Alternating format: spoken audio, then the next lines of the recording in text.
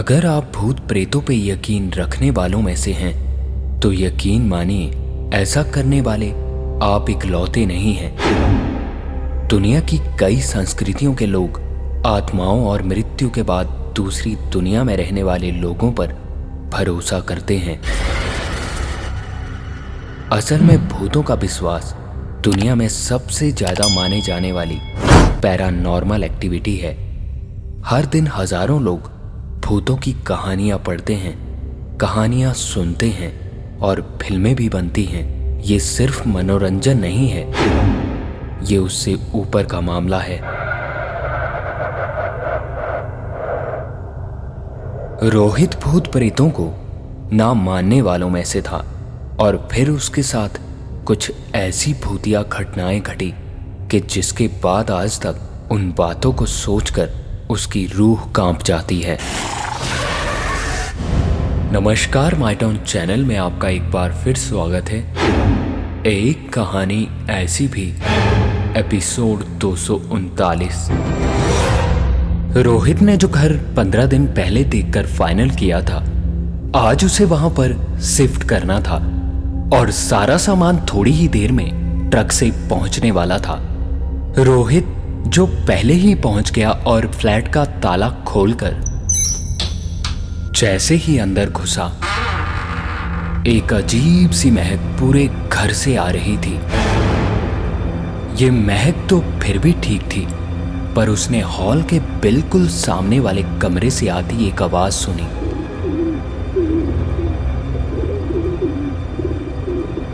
रोहित ने जब उस कमरे के दरवाजे को खोला तो जो देखा वो चौंकाने वाली चीज थी।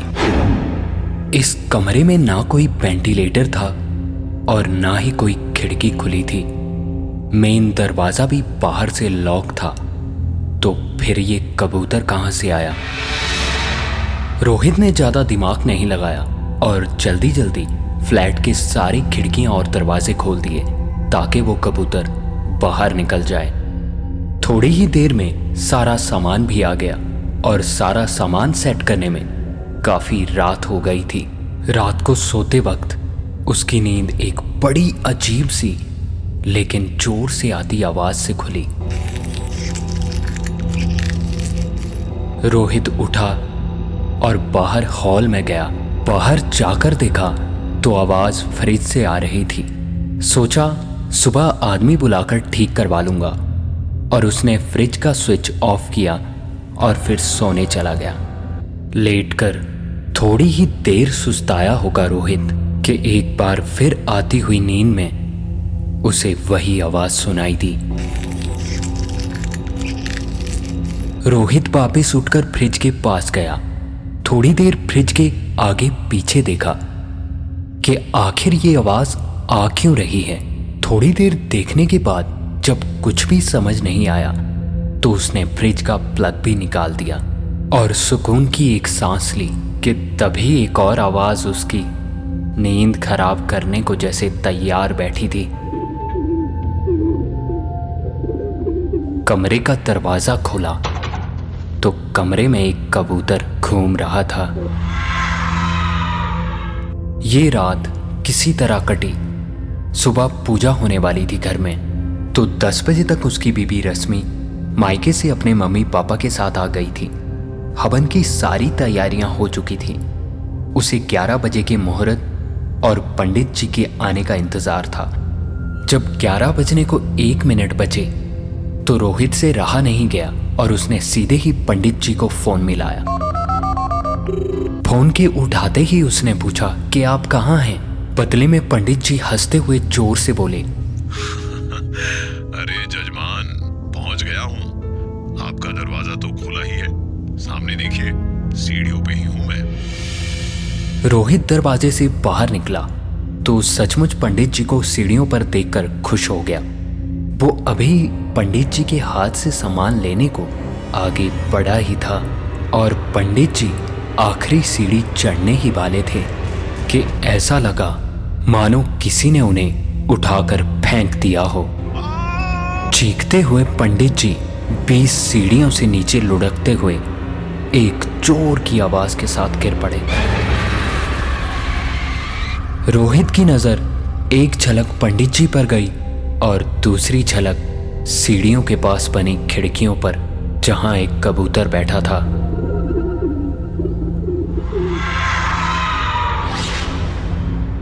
तुरंत ही पंडित जी को हॉस्पिटल पहुंचाया गया। देर शाम जब उन्हें होश आया तो रोहित से बोले कि उस घर में कोई दोष है, उस घर में रहना खतरे से खाली नहीं है। रोहित को ऐसी बातों पर बिल्कुल भी विश्वास नहीं था। शाम तक पंडित जी को हॉस्पिटल से डिस्चार्ज कर दिया गया। उनको उनके घर तक छोड़कर रोहित जब अपने घर पहुंचा तो पार्किंग में गाड़ी खड़ी करके जब वो घर की तरफ जा रहा था तो उसके कदम अचानक रुक गए, क्योंकि उसे लग रहा था जैसे उसके पीछे पीछे कोई आ रहा हो। रोहित ने पलट कर देखा तो जैसे किसी के कदमों की आवाज अचानक रुक गई हो। रोहित ने इधर उधर देखा और फिर वापस घर की तरफ आगे बढ़ा तो फिर वही आवाज दोबारा आई। इस बार वो रुका, लेकिन रोहित ने पलट कर पीछे नहीं देखा। नजरें जब जमीन पर अपनी परछाई पर गई तो उसने 2 परछाइयां देखी, जिसमें से एक परछाई थोड़ा सा हिली और अंधेरे में कहीं गायब हो गई।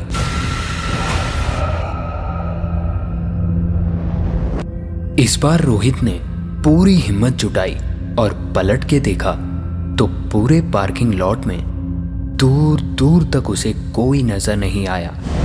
पर जब नजर अपनी गाड़ी पर गई तो देखा कि गाड़ी के अंदर लाइट्स ऑन हैं। रोहित को अच्छे से याद था कि उसने सब कुछ बंद किया था, फिर ये कैसे हुआ? रोहित ने आगे बढ़कर गाड़ी की लाइट स्विच ऑफ की और पलटकर जैसे ही वापस घर की तरफ जाने लगा कि एक आवाज आई। पलटकर देखा तो गाड़ी के कांच पर पहले अंदर से भाप बनी और फिर किसी ने अपनी उंगलियों से एक हंसता हुआ चेहरा बनाया। इतना सब कुछ देखने के बाद जोर जोर से रोहित ने चिल्लाकर वॉचमैन को आवाज लगाई, वॉचमैन! वॉचमैन! वॉचमैन! वॉचमैन जब दौड़ा दौड़ा आया तो रोहित ने उनसे पूछा, यहाँ कोई गड़बड़ है क्या? मतलब किसी भूत प्रेत का साया या ऐसा कुछ? वॉचमैन ने कहा, मालिक मुझे तो बस 2 ही दिन हुए हैं यहाँ ड्यूटी पर लगे हुए, हमको तो ऐसा कुछ नहीं लगा अभी तक।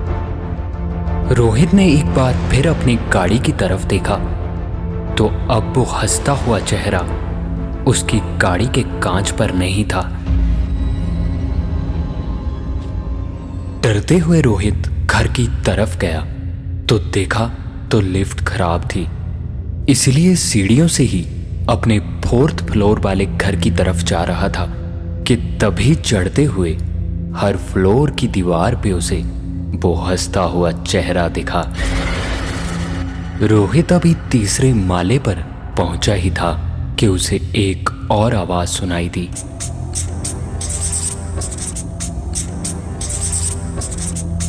दौड़ता हुआ रोहित जब ऊपर गया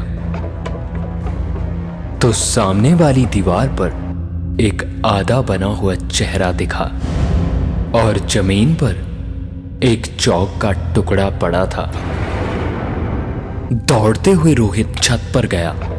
शायद किसी की बदमाशी होगी और हो ना हो वो अभी छत पर ही है, लेकिन छत पर उसे कोई दिखाई नहीं दिया। सुनाई दी तो बस एक आवाज,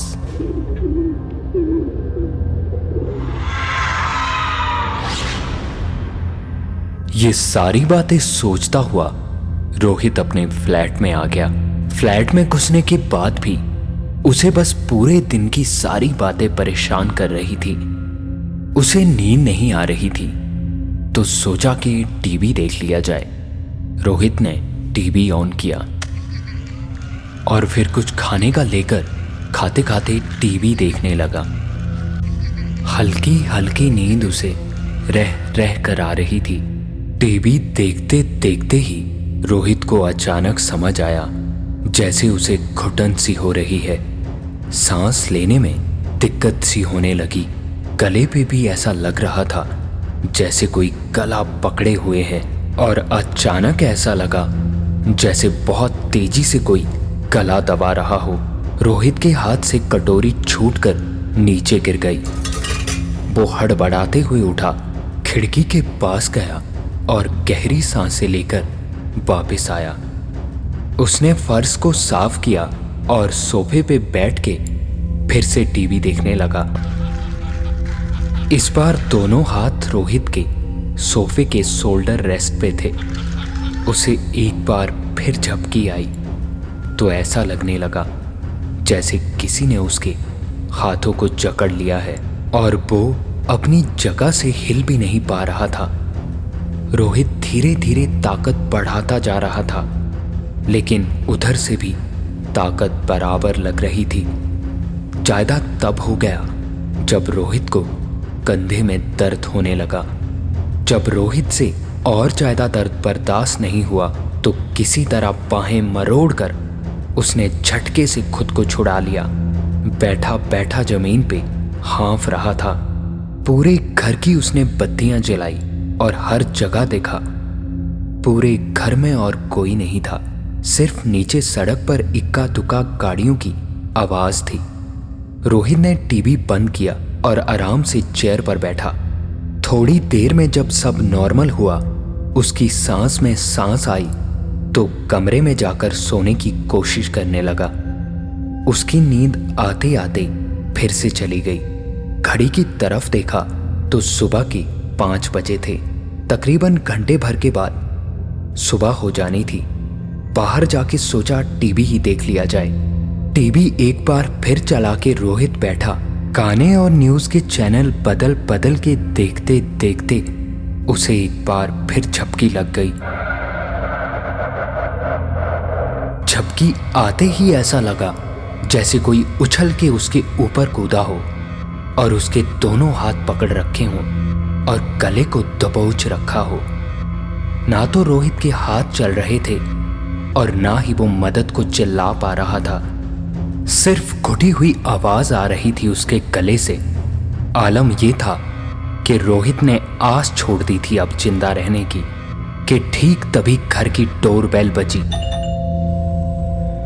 डोरबेल के बजते ही रोहित के शरीर के ऊपर से वो दबाव अचानक ही कम हो गया। रोहित ने दौड़ लगाकर दरवाजा खोला तो सामने उसकी बीबी खड़ी थी, जिसके चेहरे की हवाइयां उड़ी हुई थी।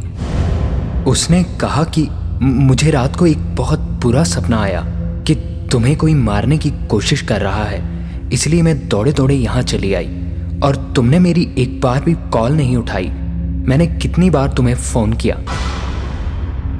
रोहित ने थोड़ी राहत की सांस ली और अब तक की सारी घटी घटना अपनी बीवी को बताते हुए बिस्तर के पास पड़े अपने फोन को लेने गया तो नजर खिड़की पर पड़ी, जहां सुबह की पहली किरण के साथ एक कबूतर बैठा उसे नजर आया। रोहित ने अपना फोन देखा तो उसकी बीवी और पंडित जी के कई मैसेजेस और कॉल पड़े थे। सुबह भी हो चुकी थी। रोहित ने तुरंत पंडित जी को कॉल लगाया। पंडित जी ने फोन उठाते ही कहा, तुरंत मेरे घर पहुंचो। और रोहित अगले 15 मिनट में अपनी बीवी के साथ वहां पहुंचा। पंडित जी ने बिना बात को घुमाए साफ साफ बताया कि जजमान उस घर में आप पैर भी मत रखना और घर को तुरंत खाली करवाओ और दूसरी जगह शिफ्ट हो जाओ, लेकिन ये काम किसी और से करवाना। तुम उस दरवाजे के अंदर भी मत जाना। रोहित ने पूछा कि ऐसा क्या है वहां जो मैं पैर भी ना रखूं, तो पंडित जी का बताना था वहां कुछ तो ऐसा है जिसे पुरुषों से सख्त नफरत है, इसीलिए तुम्हारे साथ ये सब कुछ हुआ और मुझे भी सीढ़ियों से फेंका गया। लेकिन किसी और को उस आत्मा ने अब तक छुआ नहीं, ठीक जैसे तुम्हें कल रात को ऐसा लग रहा था जैसे कोई तुम पर हावी हो रहा हो।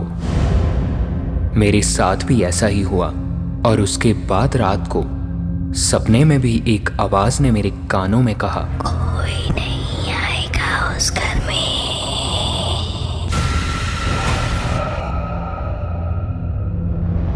तुम जितनी जल्दी हो सके उस घर को खाली कर दो, लेकिन ये याद रखना कि तुम उस घर में एक कदम भी नहीं रखोगे। वहां से निकलकर रोहित के दिमाग में सिर्फ एक ही सवाल घूम रहा था कि अब वो उस घर को खाली कैसे करवाए।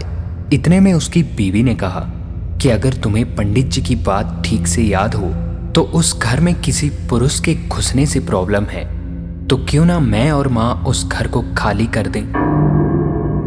रोहित नहीं चाहता था कि वो अपनी बीवी और माँ की जिंदगी दांव पर लगाए, पर उसके बार बार बोलने पर वो मान गया और इसी बीच उसने उस प्रॉपर्टी डीलर से बात की जिससे ये फ्लैट लिया था कि उस घर में कहीं कोई दिक्कत पहले भी हुई है। तो प्रॉपर्टी डीलर ने सारी बात बताई। दरअसल उस घर में तकरीबन 8 साल पहले एक लड़की जो वहां अकेली रहती थी, एक दिन बड़ी घिनौनी वारदात में उसकी जिंदगी बर्बाद हो गई। उस घटना के बाद उसने उसी घर में सुसाइड कर लिया।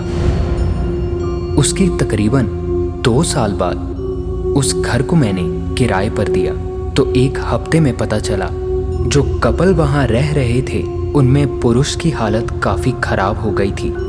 उन्होंने उस फ्लैट को छोड़ दिया। मैंने भी ज्यादा ध्यान नहीं दिया और अब उस बात को 6 साल हो चुके हैं, तो मुझे लगा कि शायद अब सब सही हो गया होगा। रोहित को अपने सारे सवालों के जवाब मिल गए थे। घर का सामान सही सलामत शिफ्ट हो जाए, इसके लिए उसके सास ससुर भी वहां गए थे, पर ससुर जी घर के नीचे खड़े रहे और उन्होंने घर की शिफ्टिंग का सारा काम करवाया। उस घटना के तकरीबन 1 महीने बाद रोहित और उसकी बीवी एक नई जगह शिफ्ट हो गए जहां उन्हें कोई दिक्कत नहीं हुई, सिवाय एक चीज के जो रोहित के घर में नहीं पर रोहित के सास ससुर के घर में हुई। रोहित के सास ससुर जब शिफ्टिंग का सारा काम करवा के अपने घर लौटे तो उनके घर का सारा सामान बिखरा और टूटा फूटा पड़ा हुआ था और घर में चारों तरफ एक कबूतर उड़ रहा था।